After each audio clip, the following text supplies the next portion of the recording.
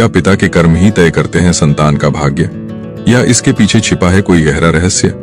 क्या आपने कभी यह सोचा है, एक मासूम बच्चा जो अभी दुनिया में आया ही है, उसे क्यों जन्म से ही बीमारी, गरीबी या अपमान का सामना करना पड़ता है? क्या यह उसके पिता के कर्मों की सजा है, या फिर यह किसी और ही रहस्य की ओर इशारा करता है? अगर भगवान सच में न्याय करने वाले हैं तो एक व्यक्ति के कर्मों की सजा किसी और को क्यों मिलती है?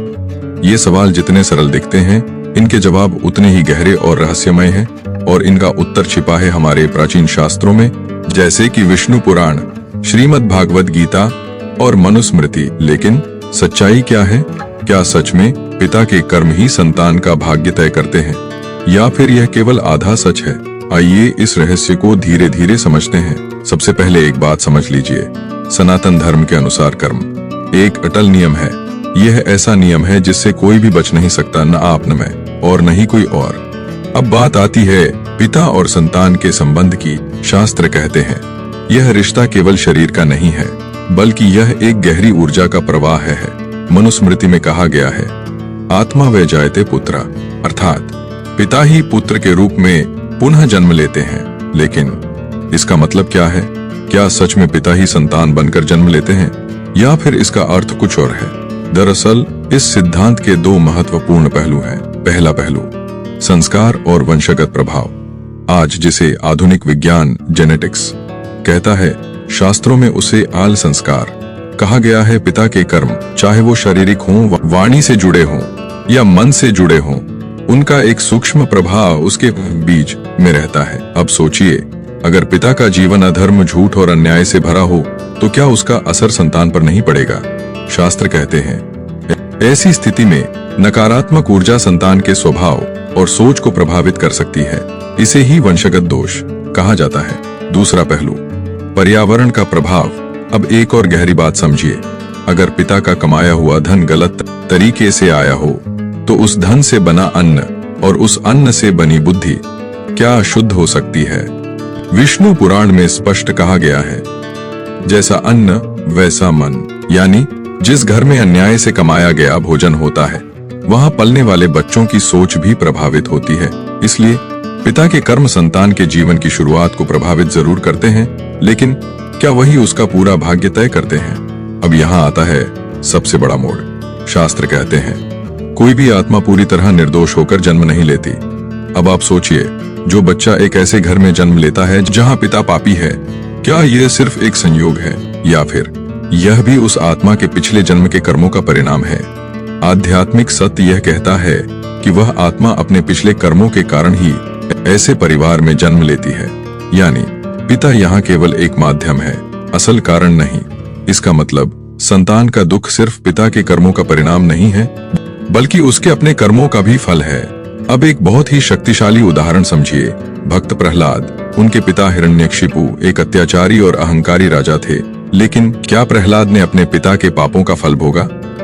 नहीं, क्योंकि उनकी भक्ति इतनी प्रबल थी कि उन्होंने न केवल खुद को बचाया, बल्कि अपने कुल का भी उद्धार किया। दूसरी ओर पांडवों को देखिए, वे धर्मपरायण थे, फिर भी उन्होंने जीवन भर कष्ट सहे।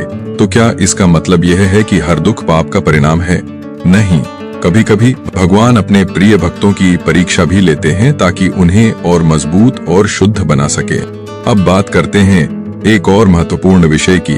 पितृण शास्त्रों के अनुसार हर मनुष्य 3 टेकनों के साथ जन्म लेता है, देव औण, ऋषि औण और पितृ औण। अगर कोई व्यक्ति अपने पूर्वजों का सम्मान नहीं करता, उनके लिए श्राद्ध या तर्पण नहीं करता, तो उसके परिवार में पितृदोष उत्पन्न होता है, जिसके परिणाम स्वरूप घर में अशांति, रोग और आर्थिक समस्याएं बढ़ सकती हैं। यह कोई अंधविश्वास नहीं, बल्कि कर्मों की एक सूक्ष्म प्रतिक्रिया है। अब सबसे जरूरी सवाल, इससे मुक्ति कैसे मिले? सनातन धर्म सिर्फ समस्या नहीं बताता, बल्कि समाधान भी देता है। एक, पितृ तर्पण और श्राद्ध अमावस्या या पितृपक्ष में पूर्वजों को जल और अन्न अर्पित करने से वंशगत दोष कम होते हैं और सकारात्मक ऊर्जा बढ़ती है। 2, भगवान विष्णु का नाम स्मरण। कलयुग में भगवान का नाम ही सबसे बड़ा उपाय है। नमो भगवते वासुदेवाय। यह मंत्र केवल व्यक्ति को ही नहीं, बल्कि उसके पूरे वंश को शुद्ध करने की शक्ति रखता है।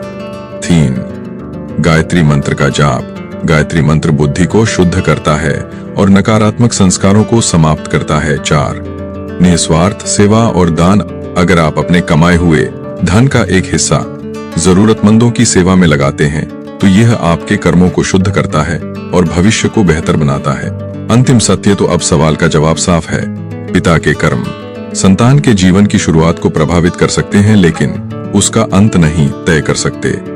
भाग्य एक दीवार की तरह है, लेकिन आपके कर्म और भक्ति उस दीवार को तोड़ने वाला हथौड़ा है।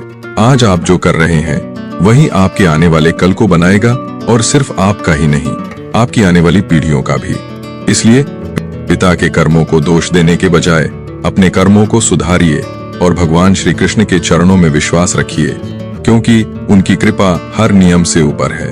अगर आप हमारे चैनल पर नए हैं तो कृपया सब्सक्राइब करें और इसके बगल में मौजूद बेल आइकन को दबाएं ताकि आपको इस तरह के वीडियो सबसे पहले मिले।